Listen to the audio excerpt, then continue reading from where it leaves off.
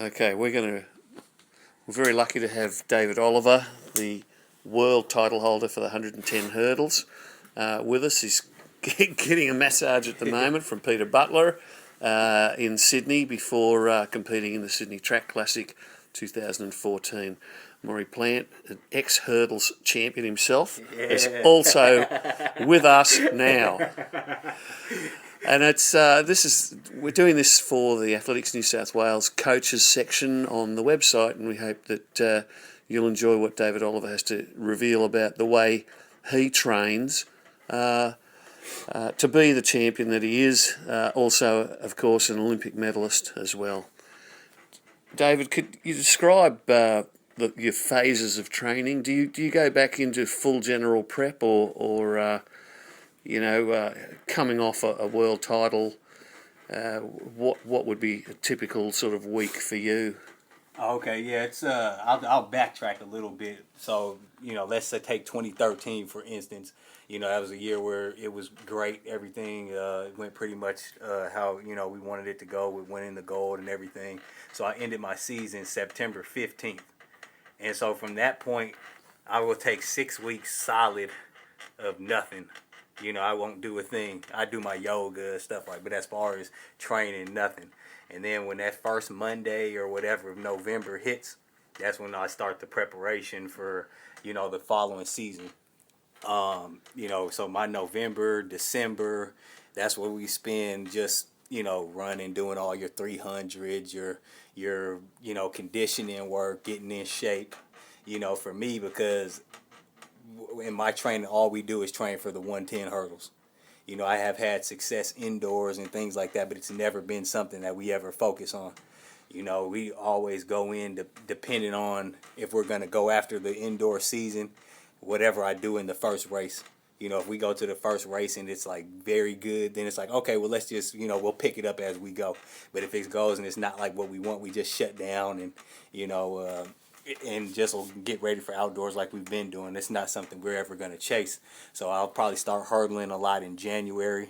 That's when we start probably doing some starts and doing everything like that. That's when we turn the corner. That's what, my coach Brooks calls it, turning the corner. That's when, we start getting on the track, doing heavy track stuff, doing a lot of reps, like, 6, 7 reps over 10 or whatever it is you're doing. You're doing a lot of reps because, I mean, to me, like we talked about earlier, the basis of training is to make race pace in your comfort zone. You can't run the 110 hurdles and just train over 6 hurdles. You've got to do at least the 10. And that's just something I'm not sure how prevalent that is. Everything we do drill wise, everything is at least 10 hurdles.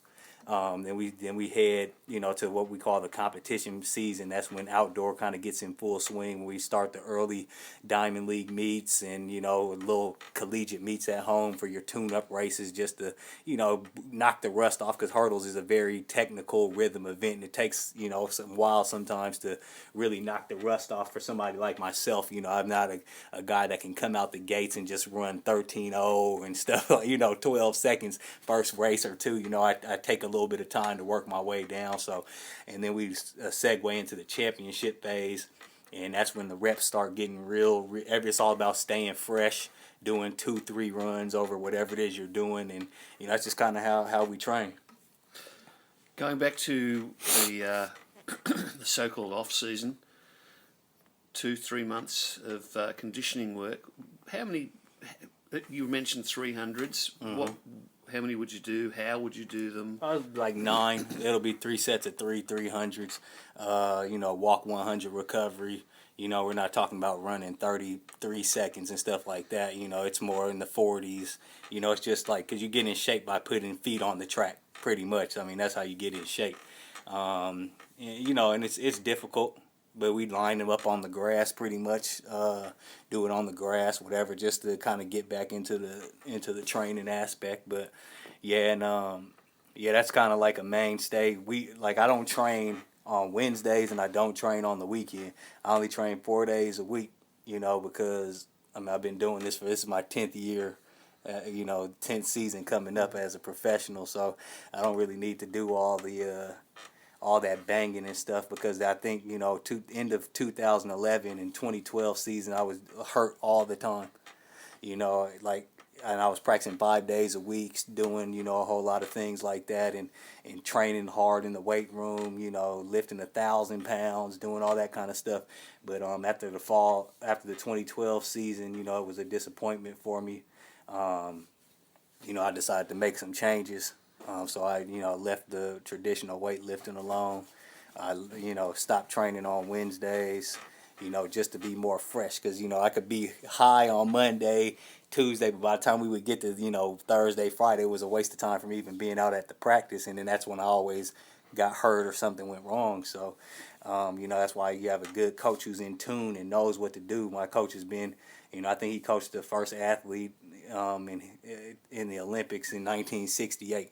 That was the first person he coached to go to them. So he's had somebody coached on the Olympic team every year, from 1968. So that's Brooks Johnson. Yeah, Brooks Johnson. So he knows, like, okay, when an athlete gets to 30 years old, what's going to happen, what changes need to be made. So he's not just doing stuff on the fly. That's why he's somebody I wholeheartedly trust in.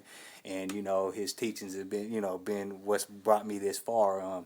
And I'll never change coaches, and, you see a lot of athletes who, if they see a coach has, won a couple medals at the Worlds or something, they want to go and change coach to this guy and, all this jumping around for all the coaches. But you look at the most successful athletes, kind of like a Jackie Joyner Kersey and, Maurice Green pretty much, and Michael Johnson, and, people like that have just generally had that one coach through thick and thin that, knows what, because you can change and do the same exact stuff, but it's just like if I got a cookbook from Emerald Lagasse, I can see what it is says he puts in the soups and all that, but it's not going to be the same. So that's why, I credit my coach a lot, but at the end of the day, the athlete, is up to them, because for every David Oliver or something, that a coach is coached, there's probably 30 to 40 athletes that they haven't had success with. So we've now been joined by Joel Brown, former Ohio State grad. Hey, Joel. Nice to Mike meet you. Hurst. Mike's one of our more senior coaches, but he's got a great interest in hurdling. Okay. He coached people to Olympic finals in 400 metres Okay. and women's 400 metres too. Okay. The guy he coached was a honky, ran 44:38. Maury's out of control. Maury's out of control. Yeah. Slap you down. Yeah. Okay, hang on for a second. Oh, no, you haven't fucked it up. I'm sorry. I know, we're still going. Oh, Okay, okay. Yeah, all that's right. cool. Well, the screen went black. Joel can come in with anything he wants to say. Mike's just talking about hurdles prep and hurdles coaching too, Joel. Okay. So, anything you want to say and challenge him on? We're talking for a coach's website, so it's technical and coaching and things like that. David, you're renowned for having the biggest shoulders on the track, Right. but I heard that you've reduced the amount of weightlifting that you've done, and has that helped you be more supple? Yeah, I think so. Yeah, so, we're not out here in a bodybuilding contest, but I have an American football background, and, that's what we do. Everybody in America just loves to lift weights pretty much. And, when you get strong and you run and, you feel, but it's just all about, like I said, I had to make a lot of changes, after the 2012 season to try to stay healthy. Last year was the healthiest year I ever had, by just changing, getting out of the weight room, because that's when my muscles would always get so tight. And it's fine, if you're talking about April, May, but we've got to go all the way through September, and that's, problems started rising by then. So I just train on the strength boards and with bands and stuff like that, still, and I still test on the lifts in the gym, and I'm not, in some instances stronger and, or just as strong as I was without doing all of the bench pressing 300 pounds, squatting 500 pounds, just throwing weights around just for the sake of, doing it. And that's helped, just try to lose a lot of the bulk or whatever. My body weight, was down last year, about 208 pounds. Previous years I'll probably be about 212, 213, something like that. and just try to do the right stuff, man. What about you, Joel? Do you lift heavy? Well, yeah, me and David is on the same regimen. I mean, as you can see, Mari asked me about it earlier. You know, I've lost a bit of weight myself. As you know, at the end of the day, you know, fat don't fly, and neither does muscle if it's not dispersed in the right way throughout the body. And as you get older and mature, you know, you get bulkier, you get slower because your muscles get tighter. And yeah, you look fantastic, but can you perform functionally on the track? That's difficult, you know. Functional strength is always the key. Functional strength, not just, you know, because you went out there and can squat 500 a couple times. You know, you've got to have, how are you going to, you know, in the hurdles, what are you doing that's going to help you keep your hips up for 10 hurdles and not let your hips drop, you know, hitting and collapsing, or like, you know, event-specific strength. So can you talk to us a little bit now on some of the exercises that you might do that would give you that capacity to avoid collapsing? You know, I remember Charlie Francis saying that the ability to tolerate the shock of landing will determines everything that follows. Exactly. I mean, that's a great statement. You know, Joel, he probably can speak on the type of stuff a bit better, because, you know, he's actually a coach on the collegiate level in the U.S. as well. As far as some of the exercises that we actually do with the bands, we work on a board called the MRIP board. It's a board based out of Ireland, which keeps us in the movement, in a plantar or dorsiflex movement at all times when we're doing our lifts, whether it be upper body or lower body. We're always in that movement, functional to running in a linear, you know, line from point A to point B. So we do that every day, pretty much out of the week. You know, work on that board instead of going in the gym and working in the gym, because though that doesn't, it makes you stronger, but you're not moving weight in a functional way to say, okay, well, if I need to keep my hips up through an exercise, okay, how am I going to do that with a free weight? That's very difficult to figure that process out, versus when you use bands and the contraption that we use. It's easier to do it in a functional way as it pertains to athletics. Okay, so does it still pin you to the spot, or do you actually move along the track a little bit? No, we're pinned in the spot. Yeah, okay. But we have bands on, so we're moving our muscles functionally through movement, and you know, to imitate as we're as we would be doing on the track. Mm-hmm. Yeah. So it's like simulation. Yeah, exactly. Yeah. Mm-hmm. So. Do you use Olympic lifts much? Or at all? I think Olympic lifts are important. We've gotten away from it a little bit. You know, I'm sure we'll go back to them at some point. But right now, you know, because David and myself has had numerous amount of injuries, you know, that's not the most important thing for us at this moment. But yes, Olympic lifts, your cleans and your jerks and that sort of thing is an important aspect of lifting. Do you do any overhead work, any overhead lifting at all for No. erector spina, etc.? No. No. Okay. Maury Plant, you must have a question. Being a former junior hurdles champion. No, I think there's various different sort of techniques of hurdling. There's the American technique, and there's almost like a European technique of hurdling. And I probably think it's, you know, over the top in a race. It's hard to tell the difference. But particularly in warm-ups, I think the warm-ups are very, very different. The American style of warming up is almost around knees, and it being a two-knee action. You lift your first knee and your second knee comes through. Whereas I think the Europeans more sort of in warm-up especially tend to spread themselves out and try and emulate an actual competition technique within the phrase of the warm-up. But then they get a hell of a shock when they see you guys come out and do this sort of stuff. They go, like that. And then, when the race goes, you guys go in there and work on things. So basically what I'm saying, in the warm-ups, particularly, you know, you always see Europeans going over the side with their back leg, their front leg, this and that. But we don't see you guys doing it. You see the Americans going over just using high knees, almost. High front knee, high back knee. And is that something that's very conscious with you in your training? Well, I know for us, you always want to stay as close as possible to running your natural running position, because hurdles at the end of the day is a sprint. you're just sprinting over barriers. So once you get outside of that, what you want to call your bubble, getting outside of band disperse, or well, compress, I should say, this way and that way. And I can't really explain that on Vertical and lateral. Yeah. So once you get outside of that line, then you have to it creates extra movement. So that's why we kind of do everything the way we do it in our group. As far as I go, David probably can add to that, but I absolutely hate lead leg and trail leg drills, independent drills, because it teaches your body that they're independent of one another. Right.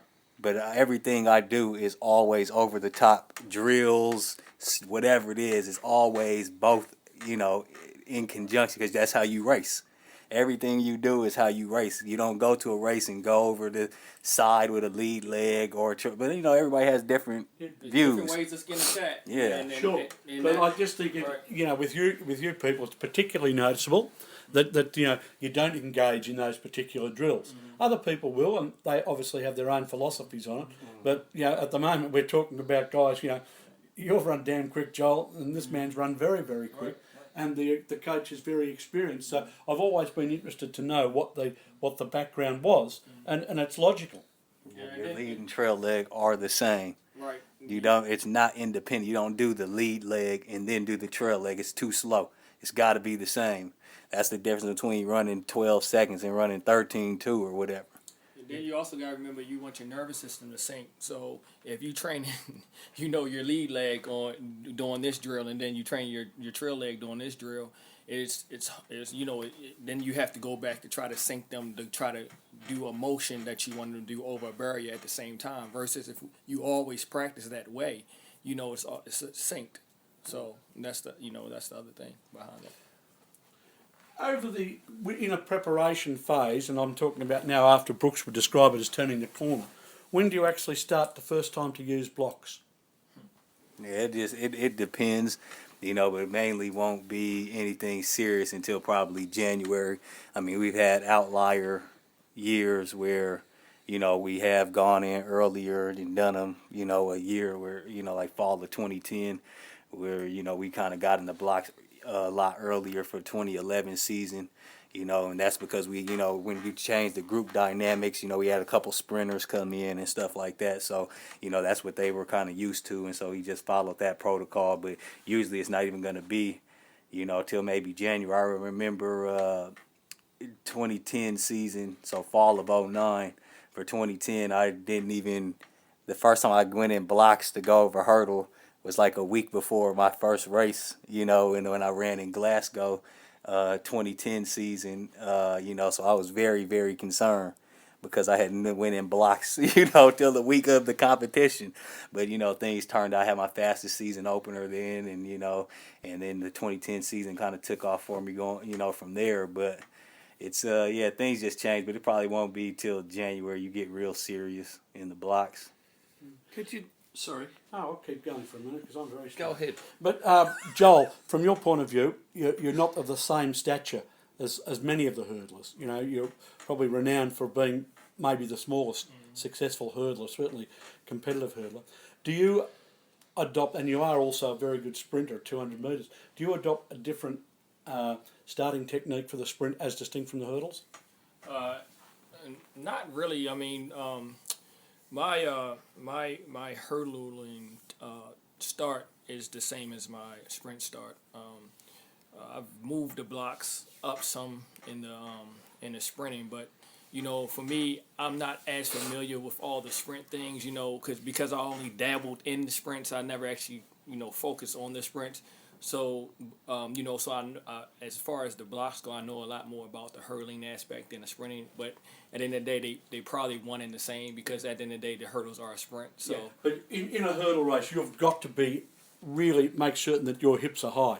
Yeah. When you get that hurt, I mean that applies to everyone, David included. Mm-hmm. But perhaps in a 200, you mightn't be that concerned about driving. Yeah. Or getting your hips high, you might be more concerned about driving. Yeah. And that you're totally on point with that, Mara. In the hurdles because some of those guys take 7 steps now, and I still take 8. I dabble with the 7, you in the sprint you have to stay in your drive, of course, a lot longer than you would in your hurdles. You kind of pop up pretty fast in the hurdles out of your drive. So when I do end up going over to the sprints, I have a problem with staying in my drive because, it's my brain says, okay, you're coming out the blocks, it's time to get up. So I have to be conscious of staying down once I do go to the sprint event. Don't mind. Righto. You can't keep on going those guys forever too. No, I know, Your because phone will wear out. they're busy. Too busy for the likes of me. Nah, man. Yeah.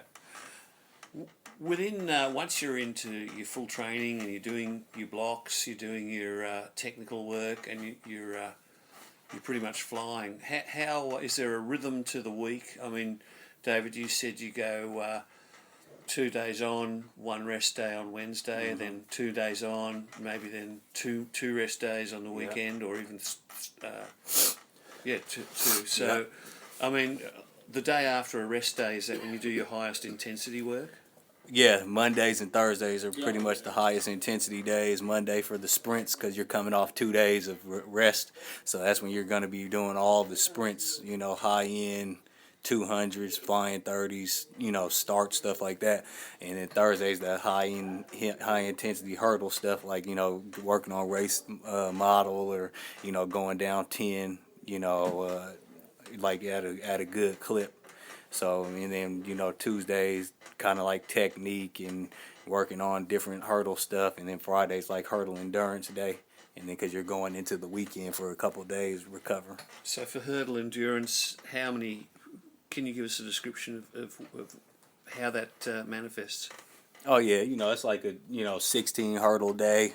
Do that about 4 times or so over 16. That would be it.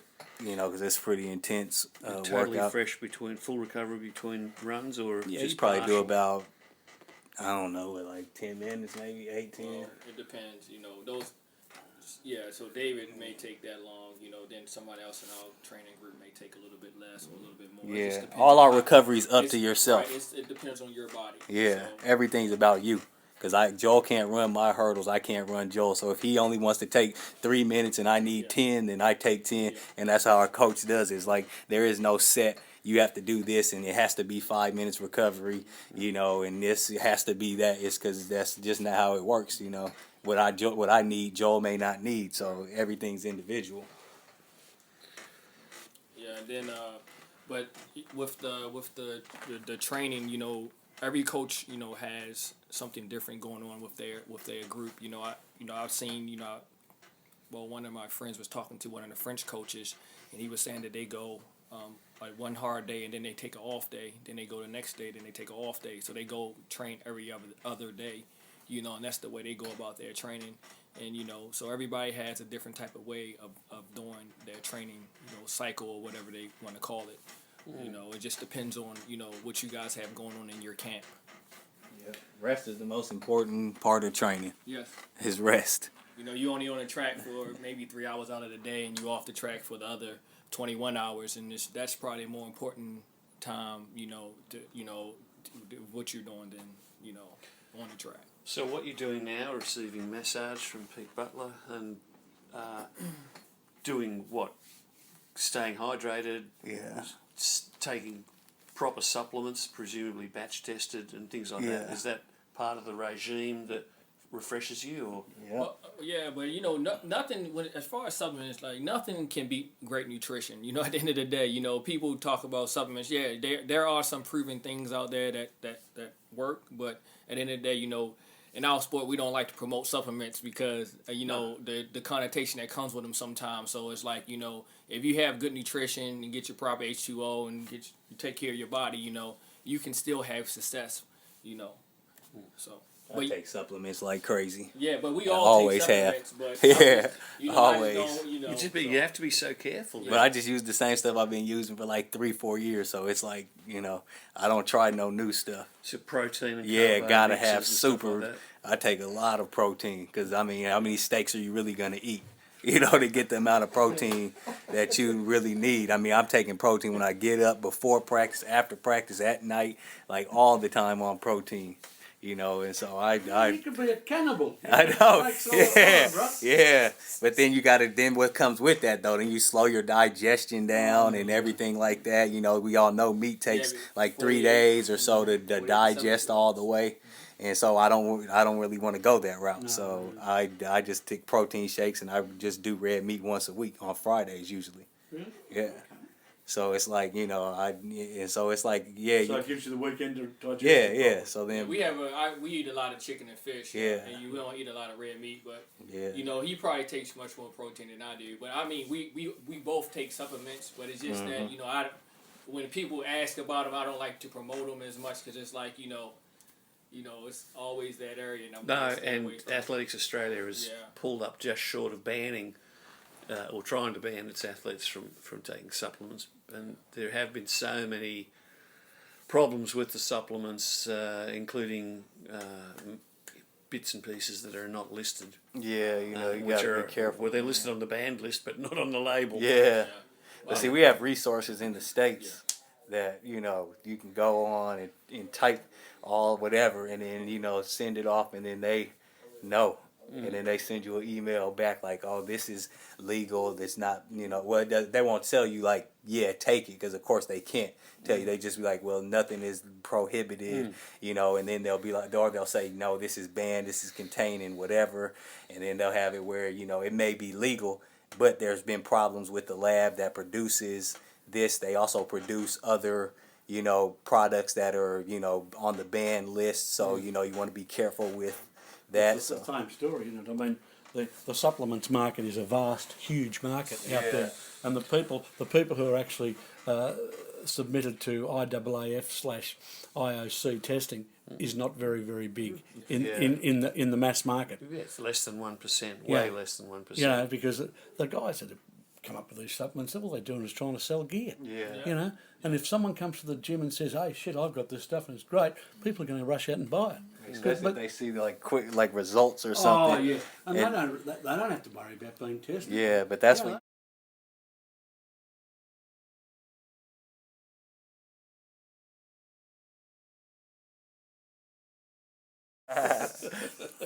Yeah, you just got to be careful with the supplements, man. man. All right. Thank you very much, fellas. I hope you both have a really enjoyable time in Sydney, and are you staying for Melbourne as well? Oh, definitely.